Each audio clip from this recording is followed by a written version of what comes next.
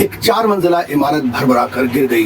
उस मलबे में से 22 लोगों को निकाला गया, जिसमें से 11 लोगों को नहीं बचाया जा सका। इससे पहले बुराड़ी, वेलकम, मॉडल टाउन, डल्लूपुरा और करोल बाग में बिल्डिंगें गिरने की कई घटनाएं सामने आई हैं और कई लोगों बस और लापरवाही नहीं चलेगी। स्वागत है आप सभी का एक और एपिसोड में। मैं सईद खान और आप देख रहे हैं हकीकत इंडियन टीवी। नई दिल्ली के नॉर्थ ईस्ट जिले के मुस्तफाबाद में कल रात एक दर्दनाक हादसा पेश आया। एक 4 मंजिला इमारत भरभरा कर गिर गई। रात लगभग 11 बजे धमाके की आवाज से पूरा इलाका गूंज उठा। लोग घबराकर घरों से बाहर निकले, लेकिन चारों तरफ धुआं ही धुआं लोगों को नजर आया। देखते ही देखते अफरा तफरी मच गई।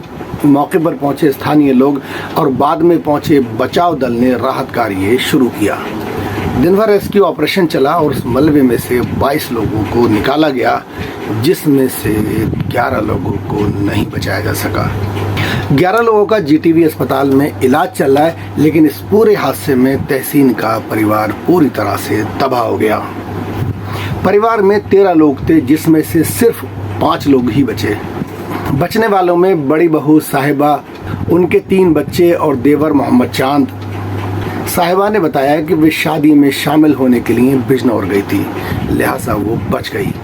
इस हादसे में उनके ससुर हाजी तहसीन, देवरानी चांदनी, नजीम, सायमा, नजीमा के 3 बच्चे और रिश्तेदार इसहाक इस हादसे में जान बहक हो गए।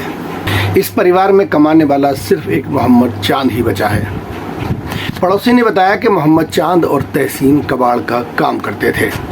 शुरू में इस इमारत में 2 मंजिलें थीं। 7-8 साल पहले इस इमारत में 2 मंजिलें और बनाई गईं। इमारत गिरने की एक वजह तो ये बताई जाती है कि जो बिल्डिंगें बनाई जा रही हैं उसमें अच्छी क्वालिटी का मटेरियल नहीं लगाया जाता। दूसरी एक वजह यह है कि ग्राउंड फ्लोर पर 2 दुकानें थीं, उसकी बीच की दीवार निकाल दी गई थी और उन दुकानों में काम चल रहा था। इमारत गिरने से पहले इमारत में कई झटके आए। लोगों ने ये महसूस किया कि दिल्ली में हो सकता है भूकंप आया हो, ये भूकंप के झटके हों, लेकिन अगर लोग उस वक्त सतर्क हो जाते तो इन 11 लोगों की जान बचाई जा सकती थी। इस बिल्डिंग में शाहिद अहमद नाम का एक परिवार किराए पर रहता था।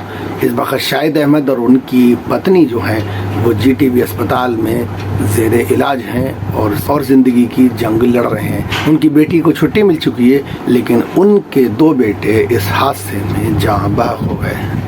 लेकिन शाहिद अहमद के परिवार में अब कोई कमाने वाला नहीं है। दानिश जो कमाता था और उसकी शादी होने वाली थी, यानी कि उसकी शादी की तैयारियां चल रही थी। शाहिद अहमद के अब दोनों बेटे दुनिया में नहीं हैं। शाहिद अहमद का कहना है कि आज सब कुछ ख़त्म हो चुका है।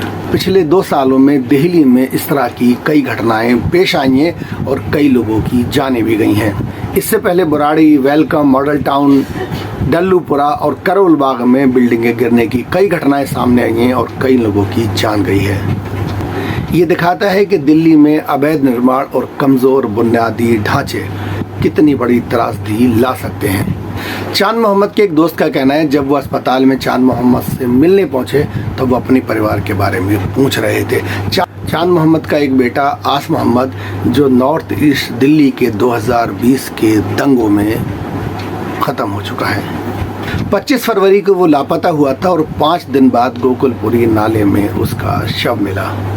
अब इस बिल्डिंग हादसे ने चांद मोहम्मद के परिवार की बची खुची आसें भी छीन ली हैं। मुस्तफाबाद का ये हादसा सिर्फ एक इमारत गिरने का नहीं, बल्कि दर्जनों सपनों, जिंदगियों और रिश्तों के टूटने का नाम है। प्रशासन के लिए ये चेतावनी है कि बस और लापरवाही नहीं चलेगी। कमज़ोर इमारतें और अवैध निर्माण पर कार्रवाई और जन सुरक्षा की दिशा में ठोस कदम उठाना बेहद ज़रूरी है, ताकि दिल्ली में भविष्य में ऐसी कोई त्रासदी दोबारा ना हो।